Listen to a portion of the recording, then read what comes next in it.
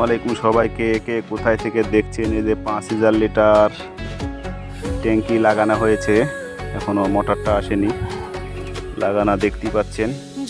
এই যে মুখটা ঢাকনাটা ঢেকে দিলাম, যেহেতু আকাশের পানি টানি এবং ময়লা মাটি না ঢুকে। এই যে পাশে দেখতে পাচ্ছেন সোলার প্যানেল আছে।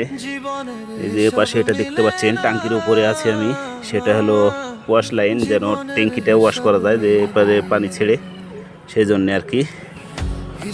আর এটা হলো মোটরের লাইন, ওটা হলো ওভারফ্লো, এটা হলো গ্যাস পাইপ। এই যে দেখতে পাচ্ছেন গ্যাস পাইপ কি সিস্টেমে দেওয়া হলো। এই যে 5000 লিটার ট্যাঙ্কি, আমি হাতে পাচ্ছি না, আমার থেকে উঁচু 7.5 ফিট মতো। এই যে 3 ইঞ্চি দিয়ে ট্যাঙ্কি কানেকশান। এই যে এটা হলো মোটরের লাইন, এখনো দেওয়া হয় নাই, ওই যে পাইপের সাথে সেট হবে।